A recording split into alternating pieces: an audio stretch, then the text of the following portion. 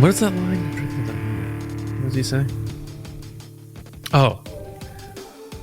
The dark side of the Force is a pathway to many abilities some consider to be unnatural. Hey, everybody, it's just me. Welcome to the Resistance broadcast. I'm John. Just in case anybody was concerned, it was an actual Sith. It is not. It is I. Welcome to the show. I'm concerned, but for other reasons. You are? Yeah. I thought Darth Plagueis, then Alfalfa, then John Hoey. I was like, yeah. I'm not really concerned. I was just being sarcastic. Oh, that's not very sweet at all. All right, here we go. Well, we are talking about Sith. We're off to a great start here on a Monday. It is March. Spring is around the corner. Daylight savings around the corner. But we are going to talk a little dark side today. But we're also going to have some fun later in the show talking about the thrill of chase scenes. A staple in Star Wars, but we do have some interesting thoughts that may be coming up about the Acolyte. But with me, as always, to do that, and you heard them mocking me, pretending to have concern. Incredible. Lacey Gillerin and James Bainey. Lacey, that's a very nice sweatshirt that you decided to wear today. Thanks. It's the same thing I've been wearing since Thursday or Wednesday of last week. Wow. Can you believe it? All right. Cool. It's almost like I'm recording these on the same day. Can I ask you guys a question? No. Yes. Have you seen Donald Glover's Mr. and Mrs. Smith on Amazon yet? I have not. I'm too busy watching Love is Blind. For it. Okay. Well, it's on there. The show is there. And he and his brother developed it, so I guess maybe similar to Atlanta, but I'm really enjoying it, and it's getting me more hopeful about what he can do with the Lando series, because it does have a lot of action in it, and he has to be suave and smooth in a lot of areas, and seeing him sort of at the reins doing that type of character storytelling is promising. So it makes me just hopeful about Lando, but definitely check it out. The Mr. and Mrs. Smith series on Amazon is pretty cool. Donald Glover and Stephen Glover. My current watch right now is Last Airbender, the Netflix one. The new live action one? Mm-hmm. With Paul. How's Paul? Yeah. Great. Yeah. I mean, I'll say this, like the show. So the cartoon show is great. Legendary cartoon show. They tried to do the movie and it like went way off and fans didn't like it. And so now this show feels to me like they're trying to be too exactly like it. They're making changes and some fans don't like the changes that they're making. But to me, it feels a very like cosplay-y.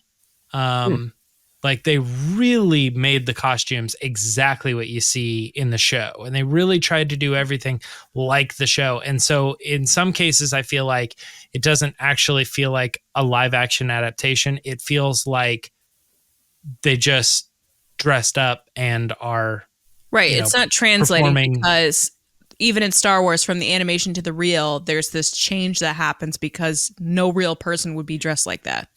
Right. And I think that is because like even like Ahsoka, and we've had this discussion before, like Sabine and Ezra, that sometimes it doesn't quite translate over. And I think that's probably because we got it first. So maybe that's unfair. But yeah, I can say that like Paul and I'm having a good time with it. I'm fine. I'm not going to get like too nitpicky with it. But I do like that show. I like that series and I like the lore. And there's a slight little Star Wars connection there because that's where Dave Filoni came from. That's what he was working on when George contacted him. And he thought it was SpongeBob guys. Yeah. And it's like, it's funny to like deep dive into that lore. And I'm like, yeah, this sounds like the stuff that was like cool about Star Wars. Like this is the dark side. This is how it, tears into you and your soul and blah, blah, blah. And it's like, oh, there's some real cool stuff there. And Last Airbender is a good show, even if you do or don't like the movie or the live action remake. I don't know, check it out. I've been watching Love is Blind on Netflix. So I heard you say that, yeah. I love it. Yeah, me too. I love it. It's a mess and I love it. The last season 5 was terrible. The couples were terrible. This season, even though all the couples are like seemingly people that joined the show, because I go back into like the behind the scenes stuff on Reddit and stuff about the show, seemingly all the people signed up, even though they were like with someone else or engaged or whatever. The show is just so good. It's such a mess. And I love it. And it's something that Matt and I watch together, actually. He's a big 90 Day Fiance person, which we haven't watched in a while. Like, he's the one that loves that show. I've never watched it until Matt told me to watch it with him.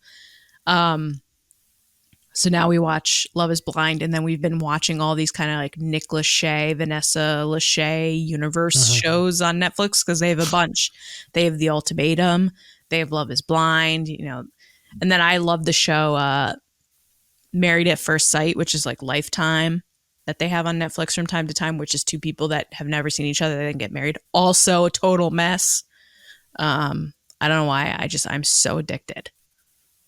Well, now that we've lost our entire audience for this episode. Also Traitors. I also love the show Traitors. 5 minutes. Which is on Peacock, which has Alan Cummings, which is this like Scottish murder mystery show with like reality TV show personalities. And I also watched Big Brother while I was stuck in my room for 6 days. I was sick, by the way, for like a week. And I was watching Big Brother and I was like, why do people like this show? And by like the end, I was like, okay, I get it. It's very addicting. All right. All right, James, we have a segment we call Will the Force. Let's go. I fear nothing, for all is as the Force wills it. Will of the Force, John. Are you excited to finally be past all that and into this segment? I think you are. He's not really mad, by the way. Sometimes people write in the comments that John's so mad. He's not really mad. He's just joking around. Go ahead, I James. think people think I'm mad because sometimes my mustache makes it look like I'm frowning, but I'm not. No, you're just literally frowning. No, just kidding. Anyway, this is Will of the Force. We're going to pitch some questions and we're going to try to guess whether something will or will not happen in the Star Wars universe.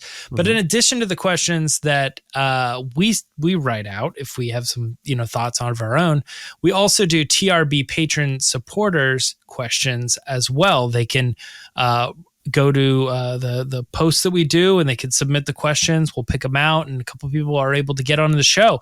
And this week, one of the people that are on the show is Commander Stephen Bowman. We're going to kick it off with Stephen's question for this week. Stephen asked us the question, will we get to see the rebuilding of Mandalore in any of the upcoming Star Wars films? John, I'm going to start with you on this one. What do you think about the possibility of Mandalore being rebuilt? Yes, we will, but it'll be in one of those epilogue montages at the end of the... I don't think the Mando movie, but maybe the Filoni movie, like the Filoni-verse movie. Like they're going to play Hearts on Fire and watch everybody rebuild? No, because at the end of the movie, like if they were training to rebuild, then probably Hearts on Fire. But at the end of the movie, it's going to be one of those. And then the Mandalore Bo-Katan stood tall above the wreckage and ruins and in the new formed Mandalore, whatever. It's going to be like, they're going to bring Werner Herzog back to do the narration. But yeah, I think they will show it, but it'll probably be something brief. I don't think it's going to be like a main aspect of the future films. Lacey, thoughts? I think we will see the rebuilding of Mandalore, and I think it's already happening currently in the story that's being told, because that's where we left off in the last season of The Mandalorian, and also he's away from all the Mandalorians at the end of the season where he's like kicking his feet up at his little hut with Grogu. You don't know how long it's been. So they've been rebuilding and doing things with the Mandalorians on Mandalore. And then also the fact that we were talking about it on Thursday about how they're casting 3,500 people for the Mandalorian and Grogu. Why wouldn't you have a whole ton of people on Mandalore? So I'm going to say, yes, we will see it in the Mandalorian and Grogu. Yeah, I mean, I know Din Djarin right now is acting a little bit more like a Mandalorian 1, but... yeah, all those other people, neither one of you laughed. Never mind. Was that a joke? Did you make a joke? It's acting more like a Mandalorian 1. What does that mean? He's alone. Solo. Single. That was a rough one. All right. Instead of Yun, I changed it to one, and it's rough. All right. No, we got it. But no, I'm with Lacey. I think we've actually already seen this. Are we going to? Will we get to see the rebuilding of Mandalore? We already saw it. So they showed at the end they rebuilt like the great fountain and or like the crafting thing, Forge, and they're all standing about. Yeah, they're like chanting and like it said. So it's already begun. And I think that instead of showing us like montages, if you will, of it happening, or like, scenes that kind of show us glimpse. I just think as the show continues, every time we go, it's going to be bigger. It's just going to be noticeably bigger. So I think by the time we get to like the movie or other future seasons or other things that take place in this timeline, I think every time we just go back to Mandalore, because it is now a place that's going to have spaceport and other things. Like I think just there are people living there now, and every time we go back, it's going to be a little bit bigger. Similar to like, what was it, Navarro? And then like eventually he set up a new place, and then he was like building that city up and everything. Yeah, I don't think that was Navarro, right? That was everything we see. Yeah, yeah. He was able to collect some land there and stuff. Clean it all up. Yeah. Yep, but I think that's where we're headed, Steven. So it's a good question, and in the upcoming Star Wars films, got to be Mandalorian and Grogu, right? Mm-hmm. Speaking of what? No, it doesn't. It doesn't have to be no, but that's probably where we'll see it. Speaking of the Mandalorian and Grogu movie, do you think we're going to see? Will R2-D2 and or C-3PO show up in that movie? It's possible. What do you think, Lacey? I'm going to say they will. C-3PO's already shown up in Ahsoka. So they're the two droids that, when we talk about evergreen characters, you got Chewbacca, R2-D2, C-3PO. If they fall within the storyline, as we've seen with Rogue One, they're going to include them because they're those things that get you right back into Star Wars. Like, oh, this is Star Wars. So I'm going to say yes.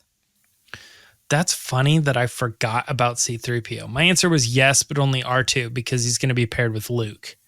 Princess Leia. Senator Organa. Yeah. But yeah, you're right that C-3PO was also in this little Mandoverse already. So yeah, it's going to be both then probably. John, what do you think?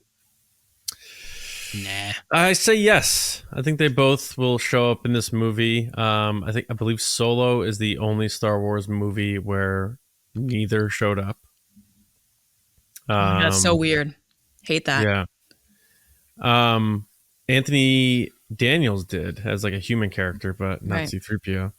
But yeah, I think they will. The Luke connection, although I hope they don't go too crazy with that CG Luke thing, but and then R2 or C-3PO I think could easily pop back in to this situation. And actually I think it'd be even cooler if they were together. If it was, R2 and like we get to see C-3PO with Luke again, I think that'd be kind of a nice cool thing to see. Mm-hmm. So I'm going to go yeah. I think they both will show up in the Mando and Grogu movie.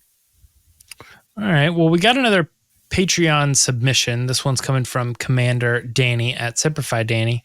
They asked us, will we ever see any of the 4 main sequel trilogy characters? That is, of course, Ben, Poe, Finn, or Rey in a younger form in any of these Mandoverse films. I guess you could conclude the show in there. Danny's asking specifically about the films, but what do we think here? What's the vibe? John, I'm going to bounce it back at you. Where are you at? In any of the Mandoverse films, which Mandoverse films is only the Filoni movie and the Mandalorian and Grogu. Mm-hmm. So I'm saying no. The only person who would have a shot, in my opinion, would be a young Poe Dameron. Ben Solo. Nah. He was born after Return of the Jedi. Yeah, but I don't see him fitting into the Mandoverse where Poe could with the Leia and that stuff. Mm-hmm. I don't think... So I think... I'm going to say no to all of them. But a slim chance if any of them were going to show up would be Poe Dameron, a young Poe Dameron, very briefly to be like, oh, there he is. I'm trying to remember. Mandalorian's what, 10 years after Return of the Jedi? Yeah, like 9, 10. Yeah. I did a lot of this math. It takes place 11 ABY. And Ben was born in A year after 5. Return of the Jedi. 5 ABY. I'll give my answer. I think yes. I think it's Ben. Okay. I think that they've already given us Luke, and we thought, wow, that was really cool and that was really special. Glad we got it. And then they came back in Book of Boba Fett and they gave us a heck of a lot more. And they've like sort of, they had the actor. It wasn't Mark Hamill, but they've now sort of handed it off to somebody else, and he's able to do that too. I think that when you're talking about these big film movies and they want to get people in the theaters, Luke's in it. And I think another thing that they could do is, if the math here is correct, is that season 3 takes place in, or the Mandalorian, or sorry, season 3 takes place in 11 ABY, and Ben Solo joins Luke and starts training under him in 15 ABY.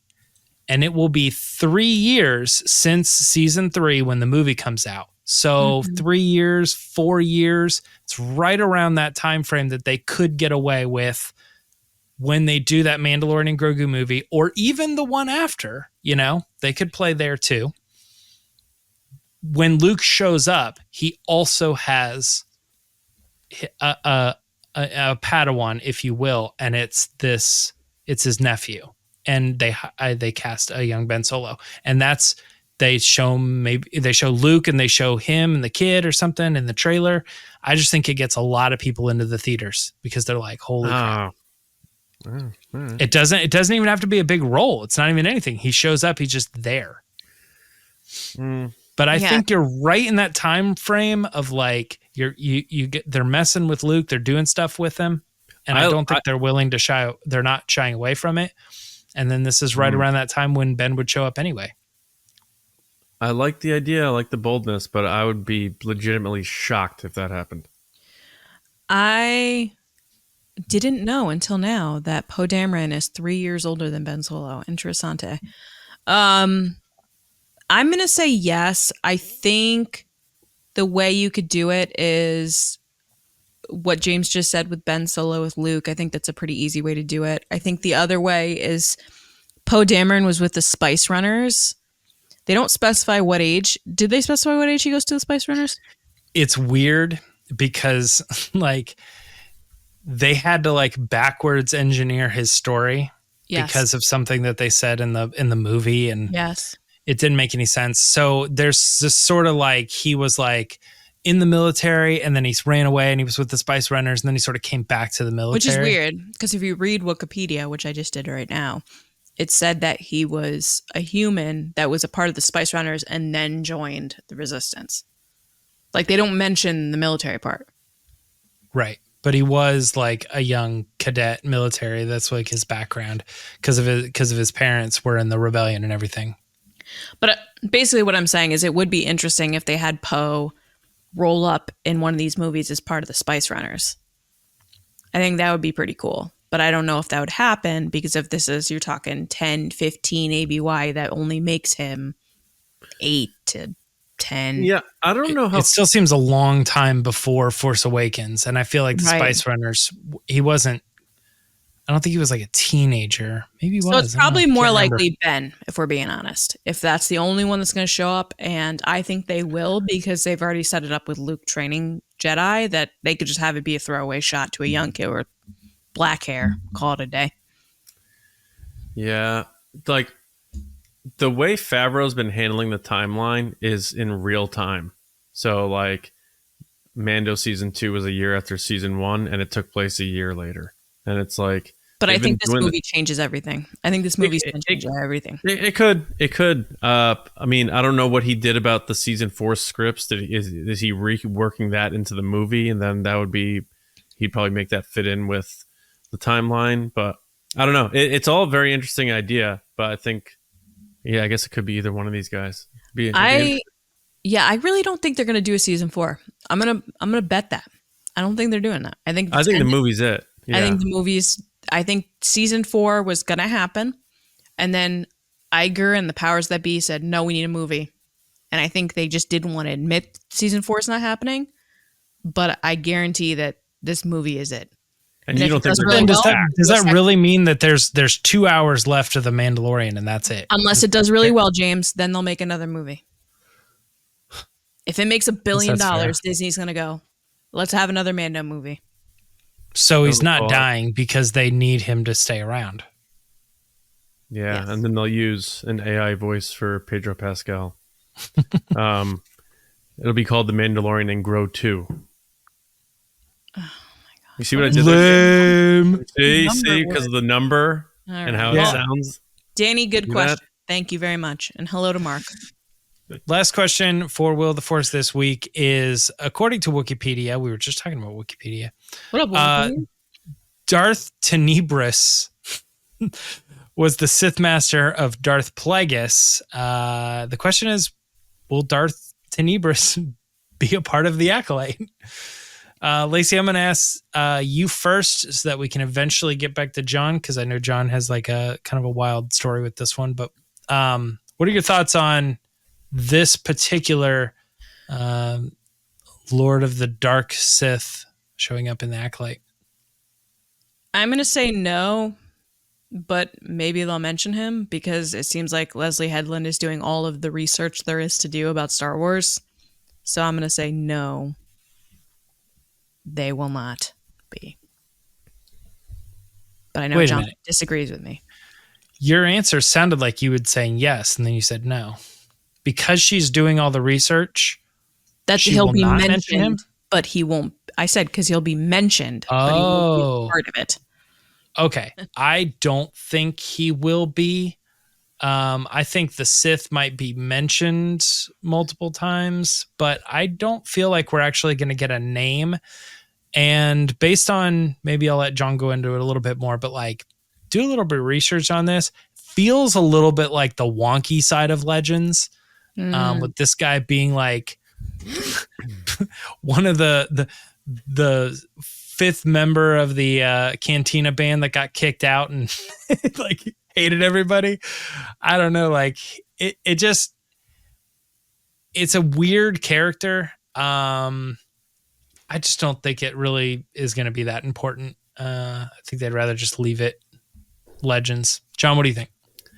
Yeah, so the character is listed in canon as the Master of Plagueis via the Building the Millennium Falcon book, which is considered a fictional but canon, I guess, reference book about the Millennium Falcon.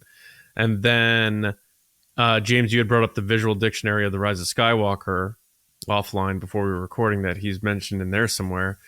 So my only thought that why they would be cool is we heard about Darth Plagueis, and I think he will certainly have some. I think he will be in this show, but I think it would also be interesting to see how he took over from his master because of the provocative and interesting story of the tragedy of Darth Plagueis the Wise, of how Palpatine killed him.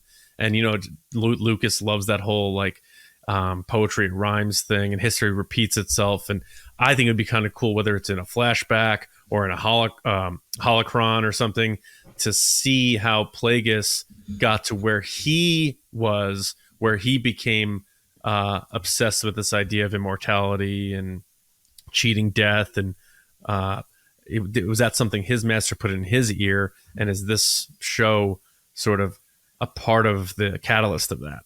So I think he will be a part of this. I don't know that he's going to be like this big on-screen presence, but I think if you're going to go deeper with how Palpatine became Palpatine without making it Palpatine, to make someone like Lacey nauseous that he's back, you trying to make Palpatine awful. You do it, yeah. You do it this way, and you get Plagueis in there, which I think everybody will freak out about. But then also touch on this guy who was his master, because as we know, always two there are. So, yeah, all right. We will see. I'm looking forward to the Acolyte, man. It's coming sooner than I thought. You guys predicted that was the next show, but I thought it would be the other way around. But it's coming soon. I'm getting excited. Yeah. All right. Well, that's it for Will of the Force this week. Let's go ahead and head into our discussion, and John can tell you what we're talking about. Obi-Wan once thought as you do. All right. Star Wars checks a lot of boxes, and of those boxes are thrills, nerves, and excitement. And chase scenes are a Star Wars staple. From pod racing to skiff speeding through the sands of Pasana, the saga has always given fans the thrill of the chase to varying results for the characters.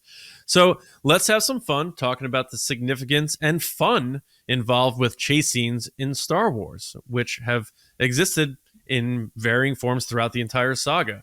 I don't know what inspired this. I was watching Return of the Jedi, and I was just having so much fun rewatching the speeder bike chase scene through the forest.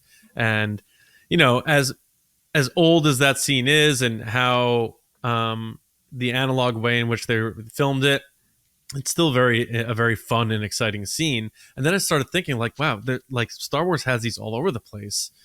And it's like, George Lucas always had the obsession with drag racing, which is essentially a chase because you're trying to, chase down the person you're racing. But they are really fun breaks in Star Wars movies that happen in high tension spots. Like the most recent one with Rise of Skywalker, Kylo Ren is right on their tails. They know where they are, and then boom, there they go. And I always feel like those scenes, while being a fun break, are also a good way of showing the camaraderie and teamwork of a group and a crew. Whether it's the Kessel Run, which in ways I consider the chase because they're being chased by the Empire, or a simpler chase, that you could pick, in any Star Wars movie or show. So I just thought it'd be fun to talk about because we haven't really talked about it that much, and it's definitely a fun, cool aspect of Star Wars. So do you guys have like a particular chase scene or moment in a Star Wars movie or show that you just love watching and never get tired of, or that you would show somebody like this is some fun in Star Wars? Like, do you have any that stand out in your mind? And do you even like chase scenes in Star Wars? Because we haven't really talked about it yet. My favorite chase scene is when years ago we did a discussion on like what scene would we show someone that's never seen Star Wars, and I picked the Kessel Run from Solo. I think that is the best chase scene. I remember watching it in the movie theater and having a smile on my face the entire time. Like all the comedic beats that it has, the drama and tense, emotions of them getting chased by the Imperials, and then they get saved, and then they're not saved because there's this monster, and then there's this thing that's about to suck them to their death. Like there's so many different pieces of that chase scene that just make it like a roller coaster of emotions. But similar to what you said, John, the big thing that shines for me is you get to see each character being themselves and how that character then interacts with everybody else at a high stakes point.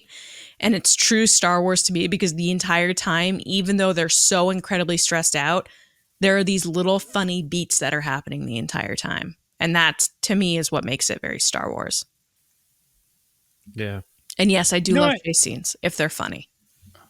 I don't really know that I ever really thought about chase scenes being something that takes place in these movies. Like, and then we do the Star Wars thing where we head into a chase scene at some point in the movie, But when you really start thinking about it, you're like, I didn't actually do the math on this, but I'm like, every movie probably has a chase scene, if not multiple chase scenes.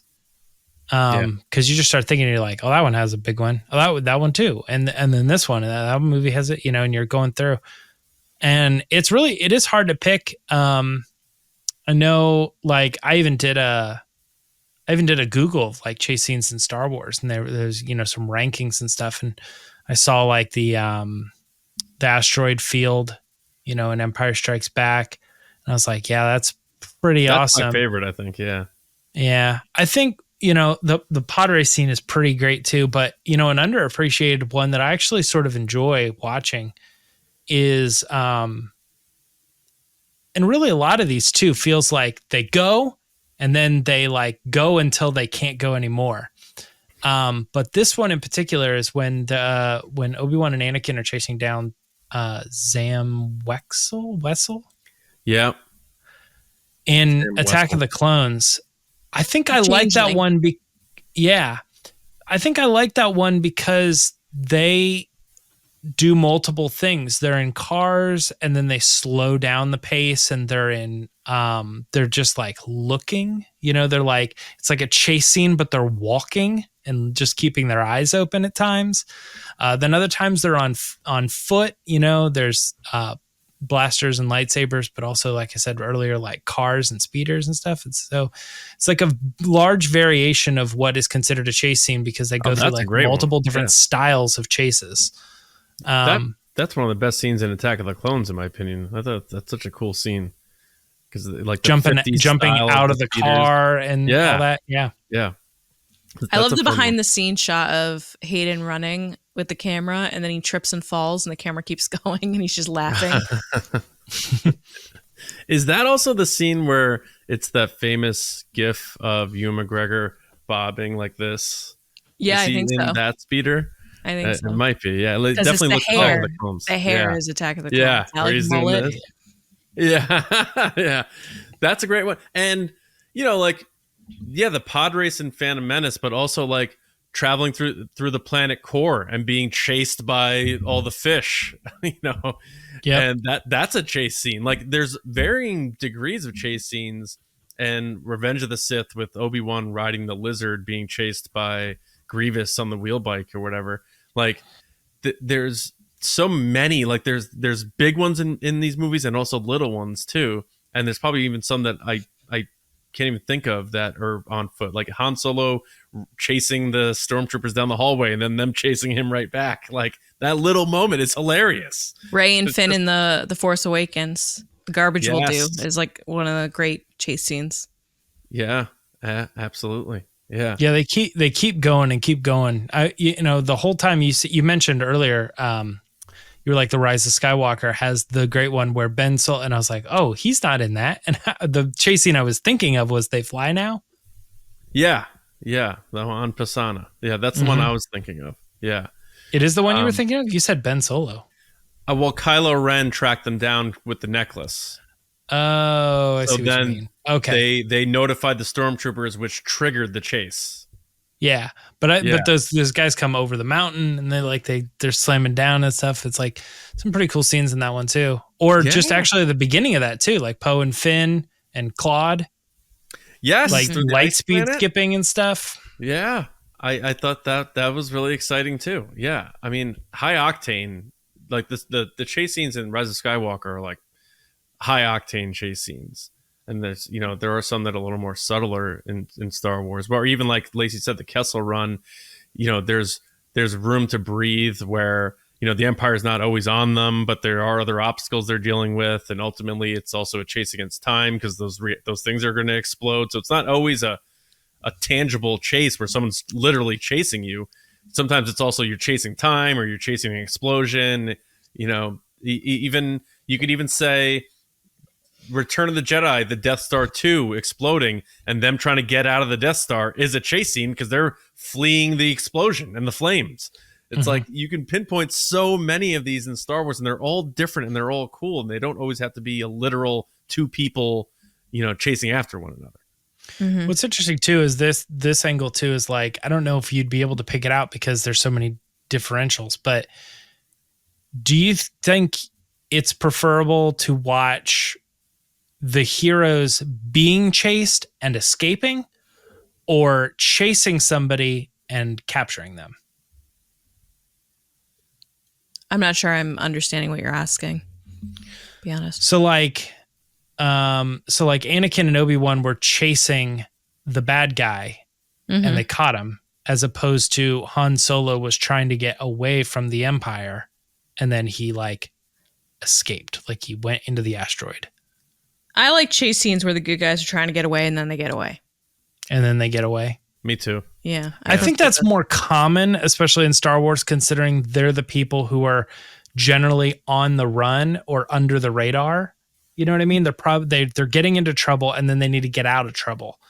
So I don't think it's very common to go the other way, but I mentioned that one and I was like, I actually really like the idea of like, he's getting away, let's go, and they're like, they have to like dodge through stuff to try to get to that enemy. And actually it's not really a chase scene, but like too, it's similar to Han and Luke, like trying to shoot down those TIE fighters in A New Hope. It's like, it's almost like they're trying to solve the problem. And then they are able to solve the problem, not by getting away, but like getting to the thing. But actually that's kind of funny because they're the ones being chased. I don't know.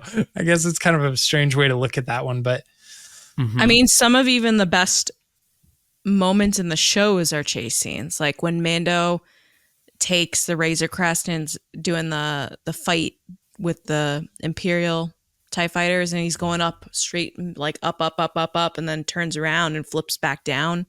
The whole Grogu vomiting on himself scene. Like that's one of the great scenes. Obi-Wan Kenobi has a ton of chase scenes, especially on what's the planet trying called? to capture Leia through the forest. Trying to capture, that is the worst chase scene in Star Wars. I will stand Trying by to that. capture Leia through the city. Oh, Trying to capture Leia through the Sith my base. God, they're coming. It was like the worst chase scene. I said it that day. I stick by it. It was. There's like 3 get somebody grab that kid scenes in Obi-Wan. What are we doing? Yeah. She's 8. I do like the ones where the heroes get away, and it's like Han and Kira when they're evading the White Worm gang to get to the Coronet City in Han's little speeder, and he like gets stuck trying to do his maneuver, but they still like get away. Like I anytime I feel, for at least from even a story building perspective, when you have a group together and they go through a chase, it always seems like there's an increase in the bond between the characters, and I think that reflects in real life when you're in a high adrenaline or high fear situation and like you survive it, and it's whoever you're with, you have that bond with, and it's like I think about Han and Leia, and she's like, you don't have many moments. But you do have them, and she kisses them on the cheek, and Han and Kira, bonding over them escaping. And I feel like anytime our heroes get out of it, it's like this relief, and you get to see, their connection grow through surviving like this chaotic situation that in a fantasy story, we know more likely than not, they're going to be okay in that situation. Right. But in their world, in Star Wars, they're like, I'm about to die, and we just survived that, and what that does to people. And I think that's a good, a nice way of vaulting the connection between characters. It also falls into those screenwriting tricks, like every 17 minutes you have to have a big action scene. Yeah. Mm-hmm. Yeah. Yeah. Mm-hmm. And sometimes it like literally doesn't make any sense. Like the person will just like grab something and run, and then you have a 5-minute chase scene, and then they capture that person and they get it back. It's like, okay, like we didn't really progress anything. We just added a chase scene here.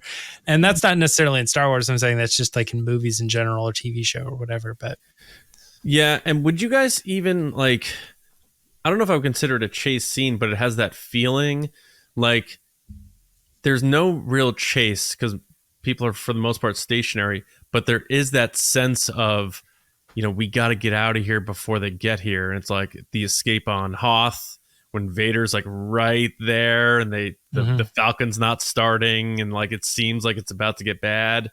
Or in A New Hope when they get to Docking Bay 94 and the stormtroopers are firing on them, and Han has to blast them. Or when they're trying to get out of the Death Star, like that feels the same to me, even though it's not a chase, but it gives that same thrill of like, oh my God, no, the urgency. Yeah, like go, get out of here. Yeah. I consider that a chase scene. I'm kind of stuck on this the reverse of it. I'm like, it doesn't happen very often. Obi-Wan also chased down Grievous, and he was able to capture him. And then they do the final fight. But it's very rare to see the opposite, where the good guy is trying to chase down the bad guy. Yeah, I can't think I don't of an know. example. Yeah, I'm kind of like stumping. The other way usually around when they're trying to seems look for very information. common. Yeah, it's usually when the good guy's trying to get information and isn't necessarily looking to cause damage. They're just looking to get forward in the story. So like when Obi-Wan was looking for the guy that knew what was going on or for more information, that kind of stuff is where chase scenes might happen where the guy's like, oh I gotta go. I don't want any part of this. And then the good guy is just looking for more. He's not looking to hurt him. Whereas the way you're talking about the other way, the bad guy's looking to hurt them or kill them. Like Django Obi-Wan in the asteroid field. Right. Like Obi-Wan wants to track him down to try to figure out what's going on. Not kill him, once they get a sense that he's there, the Fett boys are just trying to take him out.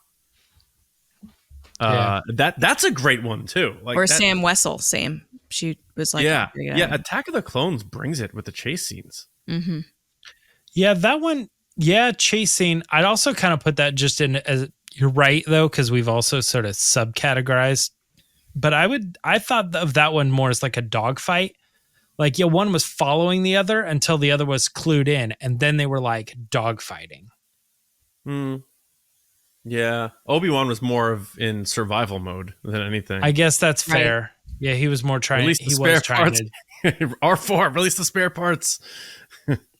Yeah, to blow up the torpedoes. But I mean, ultimately, it's just like as I'm thinking about all these ones that we're mentioning, it's just a lot of fun, and I feel like because the Andor like is a very serious show, and it has cat and mouse type of stuff, which is a chase in a way, but it's more of like the long game, because it's like just as someone's on the trail of like who's betraying us or who's the spy, or well, Luthen getting away with his ship as a chase scene. Yeah. I was going to say Rogue One doesn't really have a chase scene. The only thing I can think is like when the Death Star beam comes down and they're trying to get away from like the damage. Yeah, you could consider that a chase scene, but nobody like is actually like, get that guy, get that ship. Jyn Erso when she's little. Yeah, and I would say maybe the closest is the very end when they're trying to pass the plans. Oh yeah. And Vader's right on their tail. Or Krennic is trying to get to Jyn and she's climbing up the tower.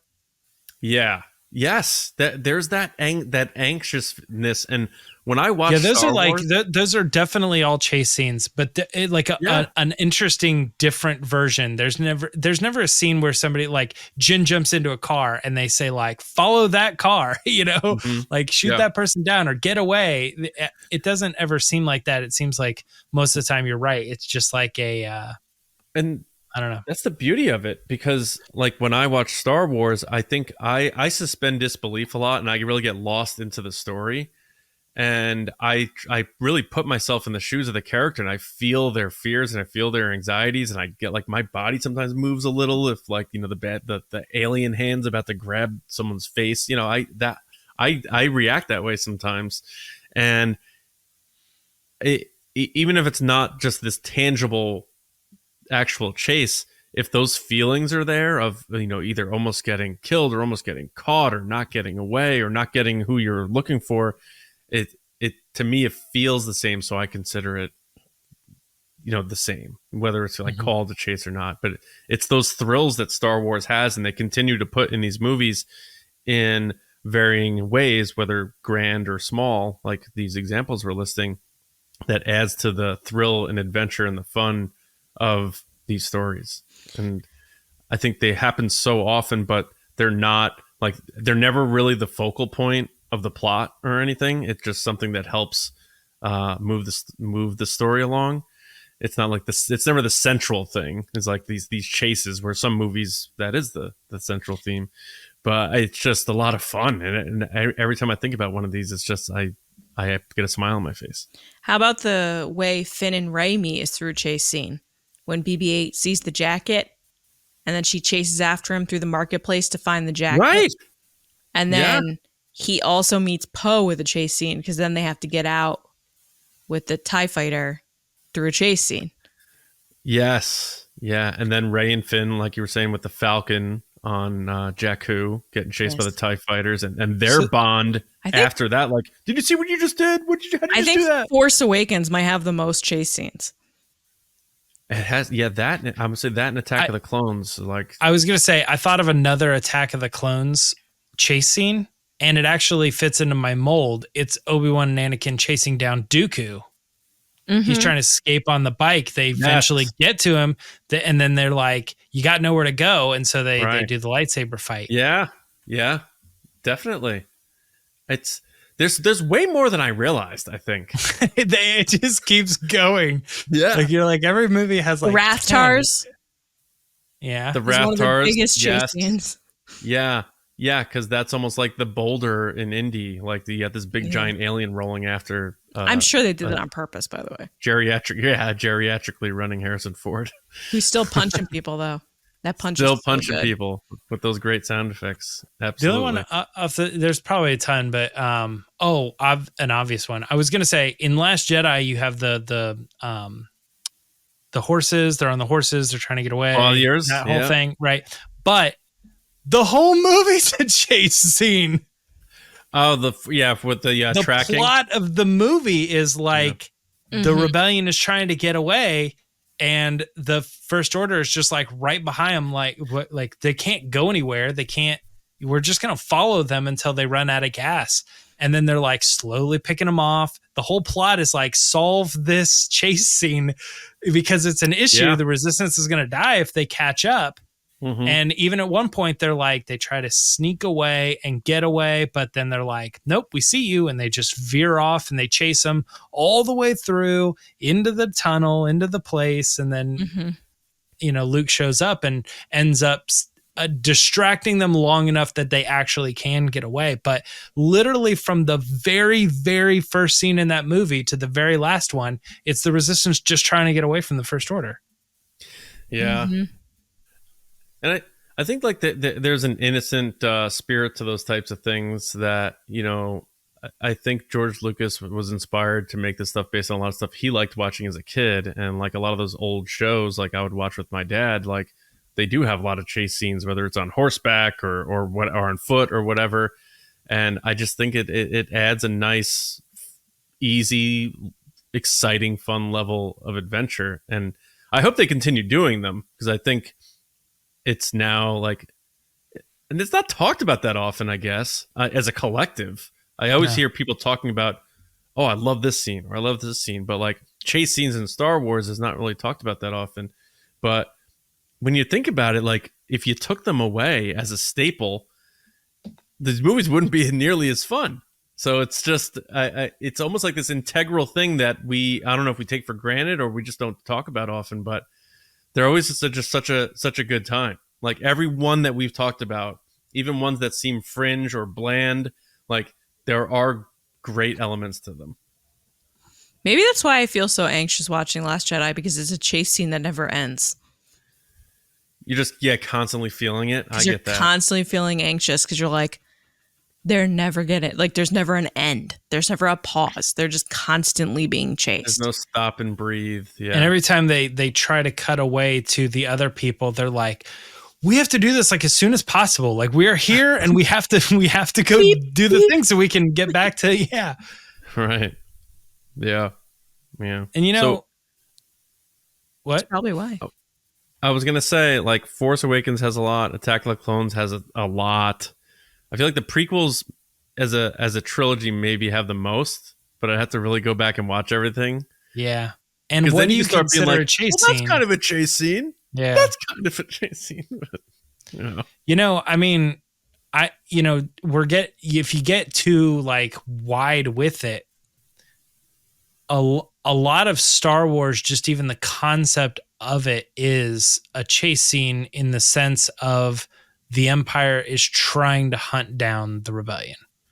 Like Darth Vader is always on Luke's tail, and in all of these cases, there's always like, they're just trying to, like they're running away constantly, but every once in a while they'll like grab something and they turn around and they throw it back and the Empire, they get hit or whatever, but the chase just keeps going on. And it's like, that's all the way from like, I mean, obviously the prequels too, but it's almost like the Empire was a thing. And then as soon as the rebellion decided to form and actually became a thing, then they were like on the run. Mm-hmm. And from that point on, it's like the Empire's just doing everything in their ability to chase after, track down, and find these people to stop what they're doing. And they're just constantly on the run. Yeah. I guess another thing about it, Empire is kind of a one long chase movie too. With the only break being the Dagobah stuff, which I think helps. Which would then also replicate The Last Jedi, which the only break is Rey and Luke. Right. So is The Last Jedi a reboot of Empire Strikes Back? Which you could say similar to how we were saying, like there's pressure on those breaks because the chase is still happening over there. There was pressure on Luke to be like, I got to get back to Han and Leia. I can feel like they're in trouble. And Yoda saying like, stop chasing that and like focus on the moment that you're at. And he doesn't, he leaves because he's following this feeling that he has. Right. Yeah. Then Rey does the same thing. Yeah. The chase scene has taken a turn down like metaphor road or whatever, but we're not talking hot rods anymore. I do think, A New Hope, the Battle of the Death Stars, that's a huge chase scene because you have the almost there guy and they're on his tail and he's like, hold him off a little longer, and it's like now. Yeah. So like right out of the first movie, we have these chase scenes, and you imagine they're going to continue just because they're just a part of the staple of Star Wars at this point. So that means the Mandalorian and Grogu movie has to give us a nice big fat chase scene. The question is, will he still be in the N1 or will he get another ship? N1. You really do like the N1? I love it. After seeing it in person too, it is awesome. I need a hang area though for narrative. Yeah, get over that. Remember all that stuff with IG-11 and like they were trying to get Grogu back to the ship and then Queel dies and all this. Oh, Queel. And they like turn back and like I don't know. Was that season 1 or season 2? That's I'm like having a hard time. Queel's season 1, man. Queel is season 1, but was it IG-11 that came back on the speeder bike was that still season 1? Yeah, it was. Yeah. IG-11 was big time, big hero. He's the one who made Mando stop hating droids. Mm-hmm. Yeah, I was trying to remember. I know, yeah, he gets rebuilt. Yeah, anyway. And then he's IG-12, right? Yes. But then he gets rebuilt again. Yes. Yeah, it becomes IG-12. Yes. Yeah. Yes. All right, yeah. Chase scenes, John.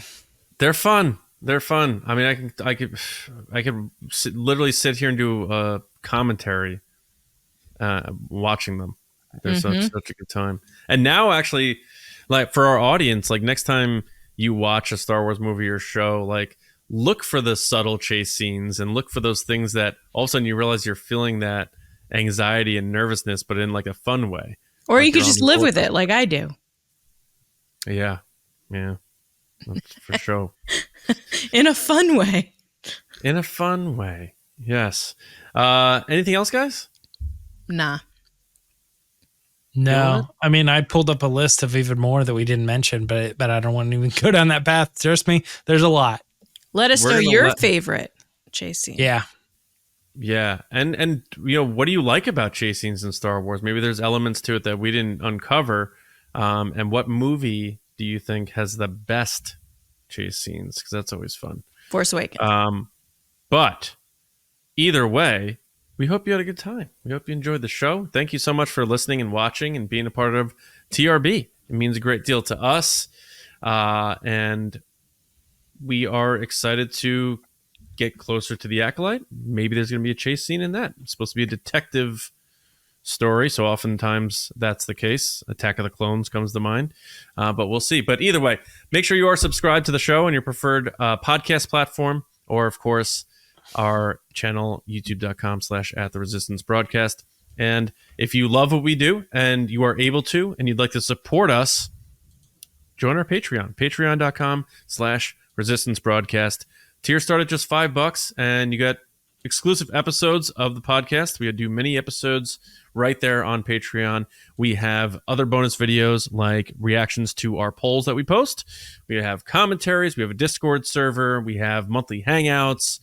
We feature some of our patrons on exclusive podcast episodes that we call the Spice Run. And we recently just did our Q&A this past Thursday where we answer questions about anything. So We do. check it out. Deep dived into the hottest couples of Lord of the Rings. Right. Yes. And Disney Channel original movies. Yeah. Right. We did. So yeah, check it out. Patreon.com/resistance-broadcast. And a special shout out to our generals and spice runners, Carmelo, John Reese, Jetta Rosewater, Frank Grande, Nick Kratz, Chris Morales, Brian Smith, Matt Chitty, Danny, Mike Ramori, Brendan McLaughlin, Sneaky Zebra, Colin Cormier, Dave Hornack, and Jolton Jedi DiMaggio. And the spice runners, David Probus, Neil Shaw, Kendall Gellner, Andrew Staley, Jeremy Myers, and the Fort Worthian, and all of our patrons, listeners, everybody who's on TRB. Thank you so much. For me, Johnny Hoey on social media and my movie pod, Just Like the Movies. We just did an episode on Rocky last week. James, how about you? You can find me on social media at Myra Trunks, but also on this channel every Wednesday morning for the Bad Batch Reaction Show. Absolutely. Lacey. People can find me on every social channel at Lacey Gillerin and on TikTok at It's Lacey Gillerin. Talking about Star Wars. Very good. All right, everybody. We will be back with you on Thursday again. Back on Thursdays for TRB Live. So we hope you have a great week, and we'll see you next time right here on the Resistance Broadcast. See you around, kids.